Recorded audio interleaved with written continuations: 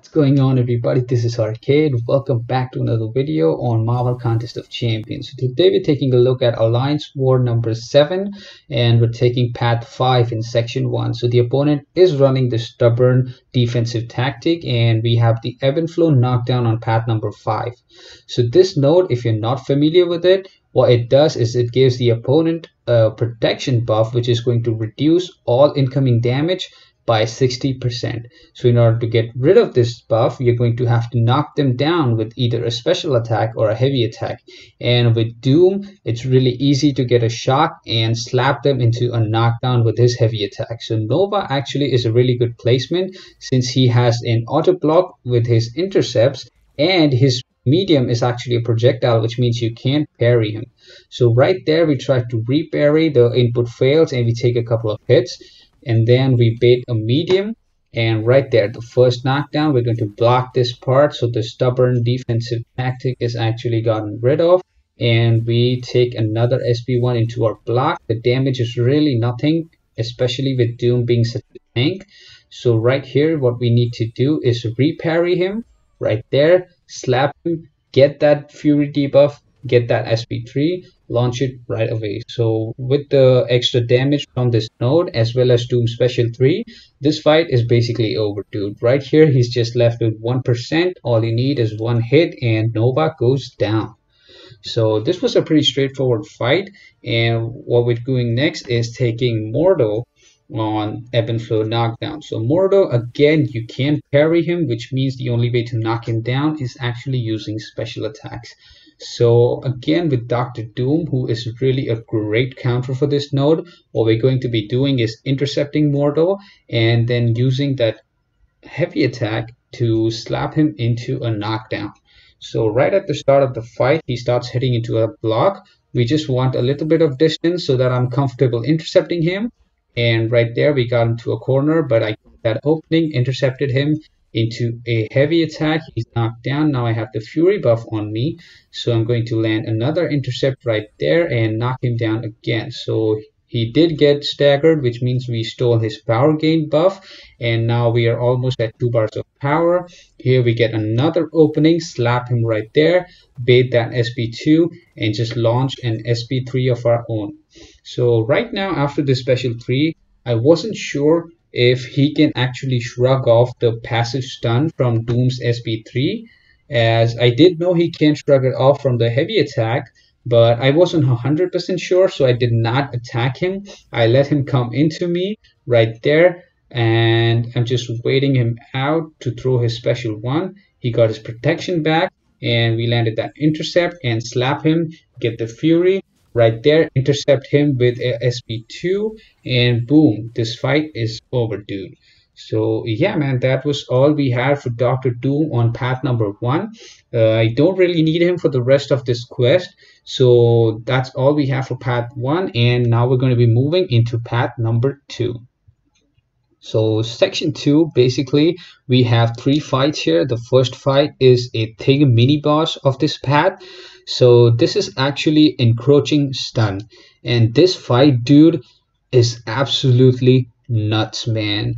This fight with She-Hulk is actually so easy to do. All you have to do is keep the slow on Thing so that he does not get his unstoppable, and you don't have to worry about the rock stacks. All you need to do is make sure that he has a slow debuff on him, and as long as you can do that, you can parry him, you can heavy him, you can just do all kinds of damage without worrying about anything.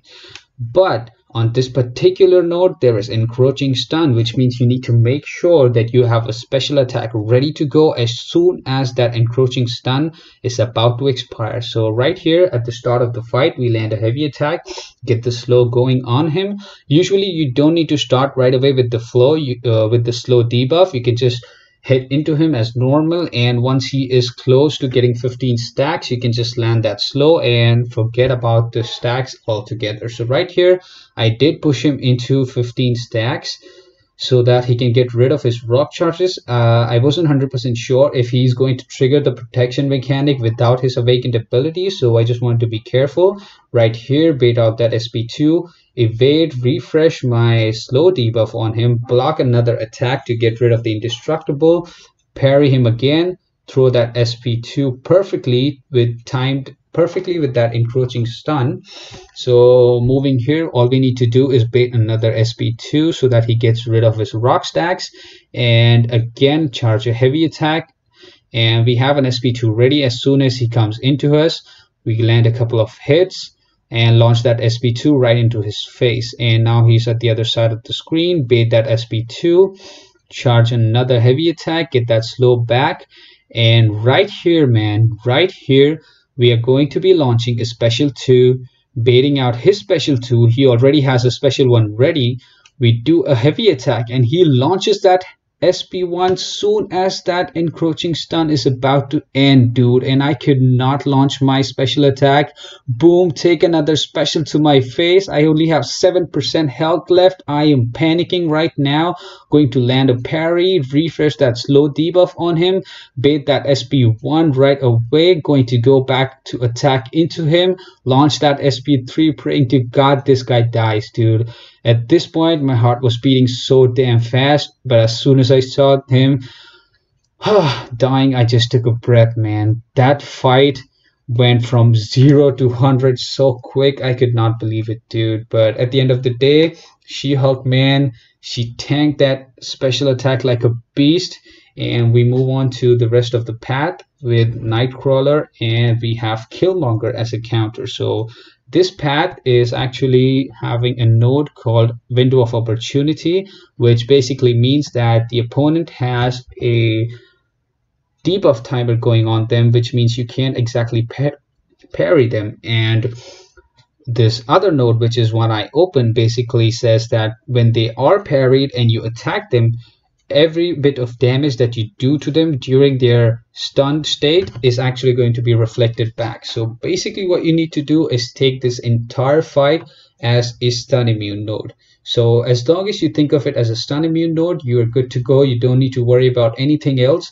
Nightcrawler here is a defensive champion, so he is going to gain his stubborn tactic. So what I need to do is I need to push him to 1 bar of power. That is all I need to do throughout this fight, is push him to his first bar of power. Right there, took a couple of hits. We had the indestructible, so it doesn't matter. Right there, bait that SP1, intercept, cancel it, and get the true strike. So after this, dude, the rest of the fight is just a joke, man. Nightcrawler, he's no match for Killmonger. Right there, we take a hit, don't care, have the indestructible, go back right in, bait another SP1. Excuse me there, just a stupid Zoom meeting ending. I just had it running in the background, did not care enough to listen to it, so I just take on my lines for fights as normal, man. Anyway, back to the fight. We intercept him again. We have lost the true strike, so we need to push him back into an SP1. Right here, we're hitting into his block, but he keeps evading. So right there, we got into his block. He's going to drop an SP1. Boom, intercept, and there we go, man. We just intercept another heavy attack with the SP2 of our own. 12k on that crit, really sweet crit from Killmonger. Right there, block another hit to get rid of that indestructible, launch that SP1, and Nightcrawler is down too. So Killmonger for this path is really, really OP. So the final fight in section 2 we have is Medusa. So you already know we're going to be using Killmonger again, and the way the last fight went, we don't even need to heal him up. All she has is the same stun immune node, and with the one I open, we just need to treat her as a stun immune champion. I've taken Medusa 100 times with Killmonger on the boss node, which is also stun immune, so I have had plenty of practice there. So right here, all we need to do is intercept, boom, no problem, back off, intercept again, boom. Now just bait out that SP1. As soon as he drops that SP1, we cancel her special with our intercept, and we get that true strike, and the rest of the fight is in the bag, dude. Right here, we get that opening, go in, get the true strike, and now she can't auto block us. So rest of the fight, man, is just waiting out her health pool, man. Killmonger is just smashing into her. We take a couple of hits on the block, nothing serious to worry about. Launch a special 2 right there, push her into a special 2, bait that special 2, cancel it out, refresh the true strike, and yeah, man, that's all this fight is basically. We just have to land one right intercept after her special, get that true strike, land that SP1, and the bleed is going to finish her off. So Killmonger, dude, he did his job. He did it really well. And honestly, I just thought that was the end of the war for me. I did not have any other fights assigned to me. We did go itemless for both of our section 1 and section 2 pads, but I mean, if you think about the She-Hulk fight, it would have cost us a lot of items, dude. So anyway, luckily this was not the end of the war for me, as in section 3 there was a Thing mini boss that needed to be cleared. So the guy who was assigned this actually died, so we only had 2 attack bonuses left, and I had Killmonger with almost full health, so I thought, you know what, 70k, I can take it, man. So we just make sure we have our boost running, and we go into this fight without healing up, because 33k health, man, that's all you need. So this fight basically is the same as the fight we took in section 2. Basically treat this guy as a stun immune, and that's all you need to worry about. So Thing again is a defensive champion, so he is going to trigger his stubborn right there. He triggered it, but we got rid of it by taking his SP1 into our block. Again, we're going to do the same thing. So with Killmonger against Thing, it is a bit tricky, since every time you land a hit, there's a chance you're going to apply a bleed on him, which is going to make his rock stacks disappear. So you need to keep an extra eye out. You can't just be counting 15 hits. Like right there, I got clipped by him, but since Killmonger is such a tank, it's nothing to worry about. We go right back in, take an SP1 into our block, but the distance wasn't right, so we have to wait it out right there. Another heavy, we go right back in. So this fight really needs to be played really slowly. There's nothing to worry about here. The timer, man, we still have about 3 minutes left, and with just 6% health, I don't need to rush into it. I don't need Killmonger for any other fight. I just want to get this fight over with. Final hit on the block, and Thing is down, dude. So I was really feeling confident after this fight, so I wanted to go back into line and get ended, but I thought, you know what, let's just take a look at this Stealth Spidey, and he was just a rank 2, and really there was nothing special here except for Brute Force. And Brute Force, man, it's a pretty straightforward node. You have to just land a hit every 6 seconds, which is no big deal. And it did have a spry node here, but all it does is reduce your crit rating. And I thought, you know what, with Killmonger, I just need to pop in a couple of these small potions.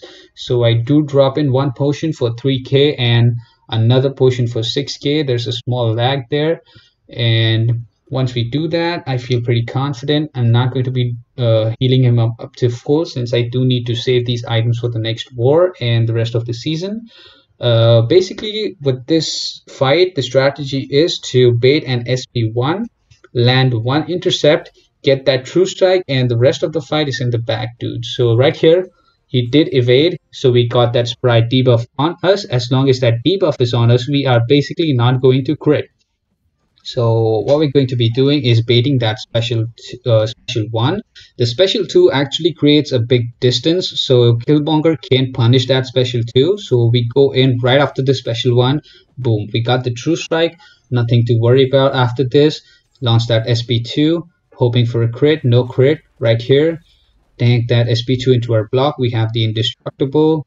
We do have the extra damage from the true strike and rebuff armor.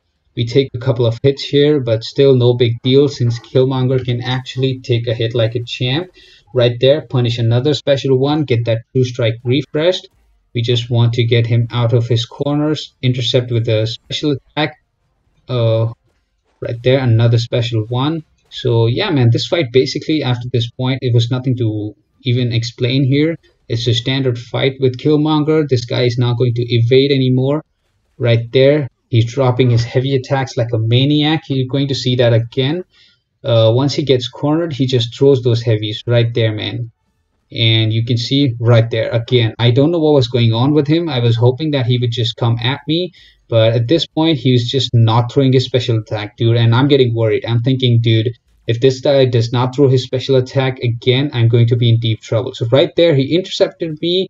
I don't know how it happened. I immediately throw my SP2, get that indestructible, and now I need to just chill out, man. I have that indestructible. He's at 7% health. I just need to wait out this special animation. I'm going to have enough space to attack into him. He does not have the evade buff on him. Right here, he's just attacking into me. I throw my special attack and he is down, dude. So right there at the end of the fight, it just went sideways really quick again, and I don't know how that happened, but yeah, man, that was all there was in this particular war. I hope you did like this video. I'm just checking to make sure if we are at the lead at this war, but we were not. They had cleared off most of the map. And yeah, man, the diversity on this opponent was really low. They had so many things and quirks, but luckily we did manage to win this war, and it was not because we fought better, but it was because we had better diversity, dude, which is so stupid in these high tier wars. Diversity can actually get you a win. So at the end of the day, we did succeed. Now we're entering Platinum 3, and I hope you guys like this video. If you do, hit that like button and let me know in the comments what you think about this particular season, and I'll see you in the next one. Peace.